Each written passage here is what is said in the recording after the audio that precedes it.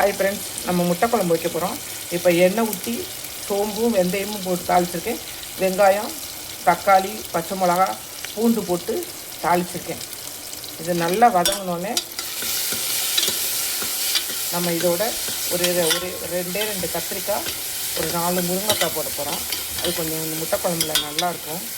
அதனால் முருங்கைக்காய் கத்திரிக்காயும் போட போகிறேன். இது வதங்கிடுச்சுருந்தா இப்போ நான் இந்த கத்திரிக்காயும் முருங்கைக்காயும் போட போகிறேன்.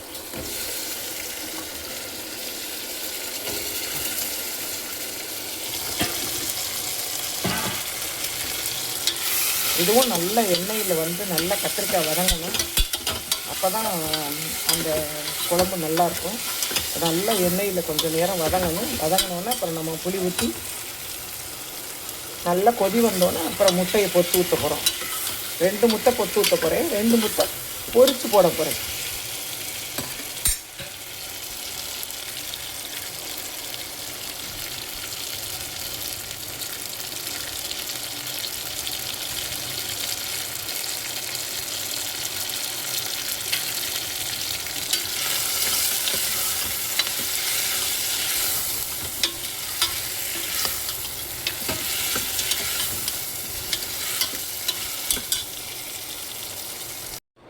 இப்போ நல்லா புளி ஊற்றிட்டோம். கொஞ்சம் சின்ன நெல்லிக்காய் சைஸ் தான் போட்டிருக்கேன். நான் அது புளி ரொம்ப தேவையில்லை. தக்காளி போட்டிருக்கேன், 2 தக்காளி போட்டிருக்கேன். அதனால் புளி கொஞ்சம் நெல்லிக்காய் சைஸ் அளவு தான் போட்டிருக்கேன். இப்போ இந்த குழம்புக்கு தேவையான குழம்பு மிளகாத்தூள், இது சின்ன ஸ்பூன் தான், இதில் 2.5 ஸ்பூன் போட்டிருக்கேன்.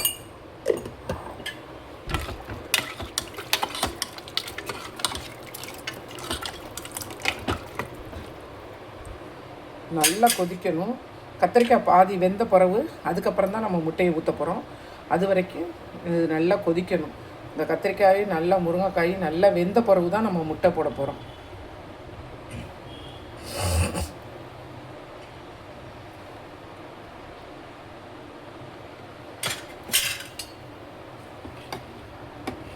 இந்த பக்கம் சோறு வச்சுருக்கோம்.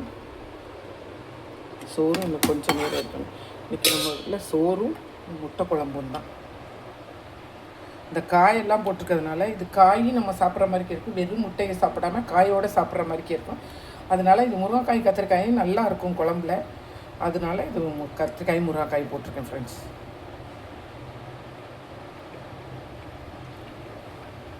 இது நல்லா கொதி வரணும். கொதித்து கத்திரிக்காய் பாதி வேகணும்.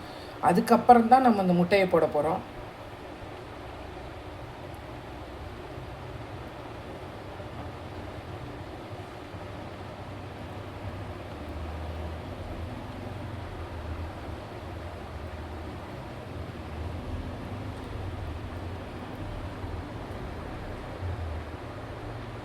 இப்போ தான் கொதிக்க ஆரம்பிக்குது.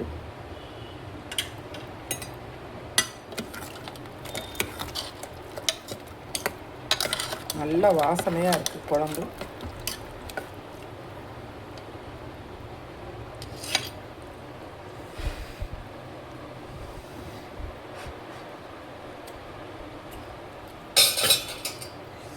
உப்பு, புளி, காரம் எல்லாமே கரெக்டாக இருக்குது.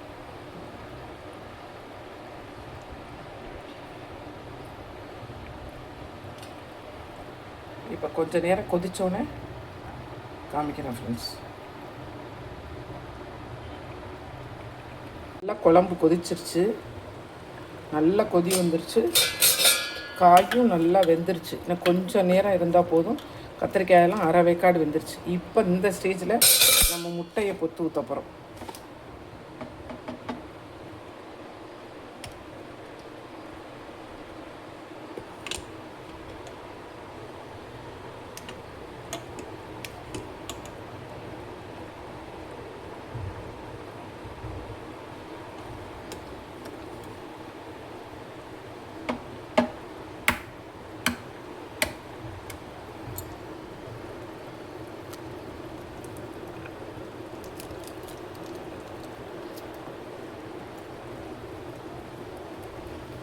ஒரு முட்டையை பொத்து ஊற்றிட்டேன். இன்னொரு முட்டையும் பொத்து ஊற்ற போகிறேன்.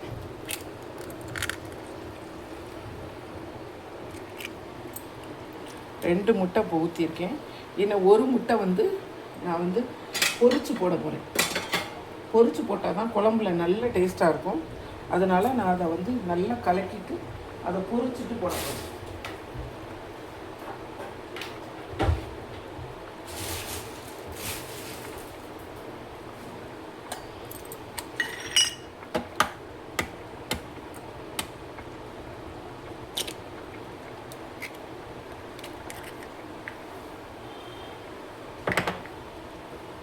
கொஞ்சம் உப்பு மட்டும் போட்டு அதை நல்லா ஃபிட் பண்ணிவிட்டு நல்லா கலக்கிட்டு அதை நான் இது பண்ண போகிறேன். நல்லா கலக்கிட்டு பொரிச்சிட்டு அதில் போட போகிறேன்.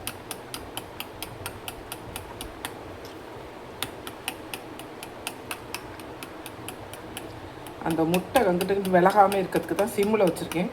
கொஞ்சம் வெந்தோடனே அதுக்கப்புறம் நம்ம வச்சோம்னா அந்த முட்டை அங்கிட்டு இங்கிட்டு ஓடாமல் ஒரே இடத்துலையே இருக்கும்.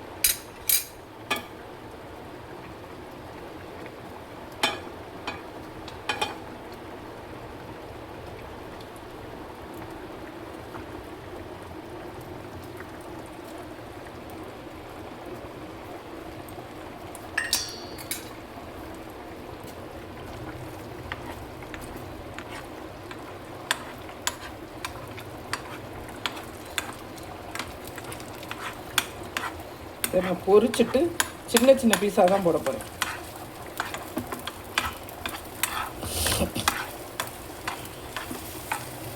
அவ்வளவுதான். இது ஃபுல் வேக்காடு வேகக்கூடாது, அரை வேக்காடு தான் வேகணும். இதை தூக்கி நம்ம குழம்புல போட்டுறது.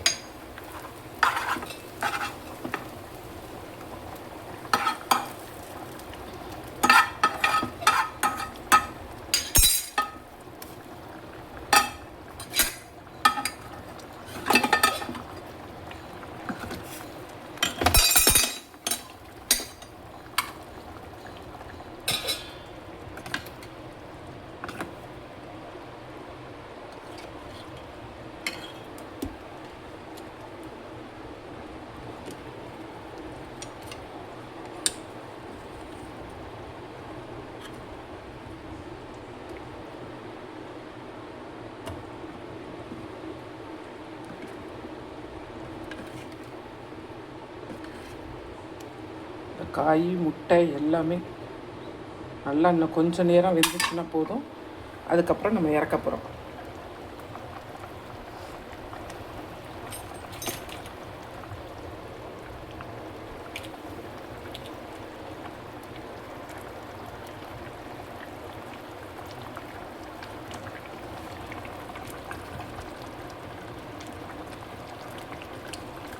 நம்மளோட அந்த முட்டையும் நல்லா வெந்துருச்சு.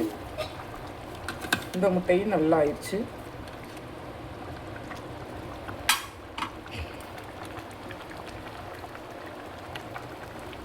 இப்போ முட்டை குழம்ப நம்ம இது பண்ண போகிறோம். நான் ஒரு 2 நிமிஷம் கொஞ்சம் இது சிம்மிலே வச்சுருந்ததுனால அந்த முட்டை மட்டும் லைட்டாக வேகலை. அதுக்காக தான் கொஞ்சம் நேரம் வச்சுக்க போகிறோம்.